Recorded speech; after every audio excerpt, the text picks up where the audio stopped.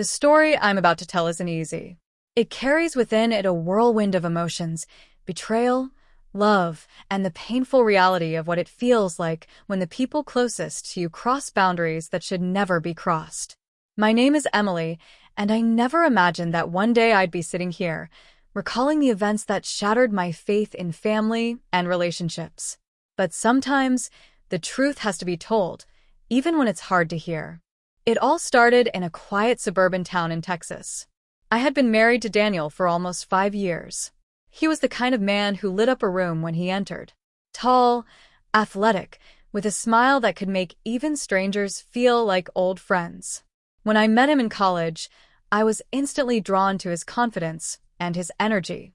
We dated for 3 years before tying the knot, and in many ways, I thought I had found my forever.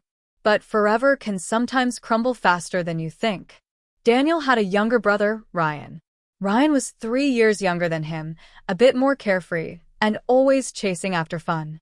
While Daniel was responsible and had a stable job as an engineer, Ryan had bounced around from one job to another. He was the kind of person who never seemed to take life too seriously. Still, I liked him. He was funny, charming in his own way, and whenever he came around, the house felt more lively. At first, I thought of Ryan like a brother-in-law should be thought of, someone connected by marriage, someone I could joke with and trust.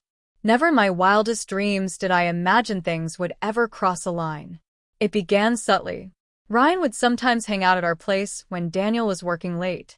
He'd watch TV with me, and we'd order pizza or Chinese takeout. Harmless things. We'd laugh at shows, share stories, and it always felt like friendly company. But little by little, I noticed something changing. Ryan's compliments weren't just casual anymore. He'd tell me I looked beautiful even when I was in sweatpants. He'd joke that Daniel was lucky to have me. At first, I brushed it off as playful flattery, but deep down, something in me knew it was walking a dangerous line. The first time things went too far was on a rainy Friday night. Daniel had been called into work for an emergency project, and Ryan showed up unexpectedly with a bottle of wine. I remember laughing, asking him if he was planning a date night for us. He grinned and said, "Why not? Daniel trusts me, and you could use some company." The wine flowed, the laughter got louder, and the atmosphere became heavier with something unspoken. When he leaned in that night, I froze. My mind screamed no, but my body betrayed me. I pulled back quickly, saying it was wrong, but the seed had been planted. That moment lingered like a ghost between us every time we were in the same room afterward. I tried to convince myself it was just a slip, that Ryan was impulsive and I was vulnerable, and it would never happen again. But temptation is a tricky thing. The more you try to ignore it, the louder it knocks. And soon, I found myself caught in a storm I couldn't control. The line was crossed completely one evening when Daniel went out with friends to watch a basketball game. Ryan came over again, uninvited, as he often did. This time there was no wine, no pretense of just hanging out. There was tension already buzzing in the air the moment he walked in. I should have stopped him at the door. I should have told him not to come over when Daniel wasn't home. But I didn't. What happened that night became the beginning of a secret I carried for months. Ryan and I entered into something that was dangerous, wrong, but in that moment felt exhilarating. We both knew it was betrayal. We both knew if Daniel ever found out, it would destroy him. And yet, every time we swore it was the last, it somehow happened again. "Hurry up, brother, one last round before he gets back," Ryan would joke in whispers, half serious, half mocking the situation. It made my stomach twist because deep down, I knew how twisted it was. But secrets have a way of chaining you. Each time I tried to end it, Ryan would pull me back with charm, with the thrill of what we were risking. On the surface, I was still Daniel's loving wife. I cooked his dinners, laughed at his jokes, held his hand in public. But inside, guilt was eating me alive. Every smile I gave him felt fake. Every touch was tainted. I started avoiding eye contact, and Daniel, being the perceptive man he was, began to notice. "Is everything okay, Em?" he asked one night, brushing my hair from my face as we sat in bed. His eyes were soft, filled with love. My chest tightened with shame. I lied, telling him I was just stressed about work, about life. He believed me, because why wouldn't he? He trusted me with everything. But lies can't last forever. And mine came crashing down in the cruelest way possible. It was a Saturday afternoon, sunny and warm. Daniel had gone out to run errands, and Ryan came by again. We thought we had time, thought we were being careful.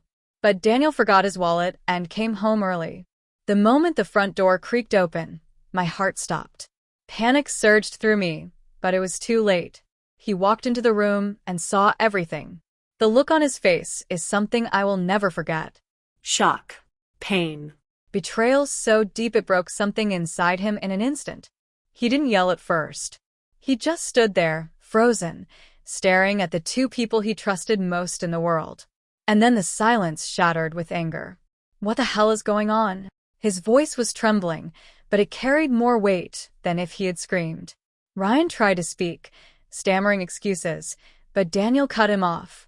His hands were shaking, his eyes filled with tears he refused to let fall.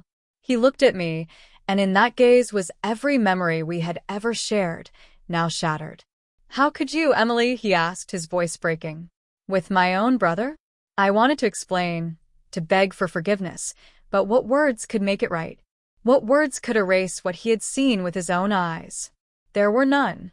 I cried, tried to reach for him, but he stepped back like my touch burned him. The fallout was devastating. Daniel left the house that day, slamming the door behind him, and he didn't come back for weeks. When he finally did, it was only to collect his things. Divorce papers followed soon after. My marriage, the life I thought I had built, was gone. As for Ryan, the bond between the brothers was destroyed beyond repair. Daniel cut him out completely, refusing to speak to him ever again. Their parents were devastated when they found out, unable to understand how something so unforgivable could happen between family. And me? I was left with nothing but regret. The thrill that once clouded my judgment was gone, replaced with an emptiness that felt like it would never heal. I lost my husband, my integrity, and the respect of everyone who once cared for me. If there's one thing I've learned from this painful chapter of my life, it's that betrayal, no matter how small it begins, will always grow into something destructive if you feed it. One careless choice can unravel years of love and trust. And the worst part is, you don't just hurt the person you betray, you hurt yourself, too.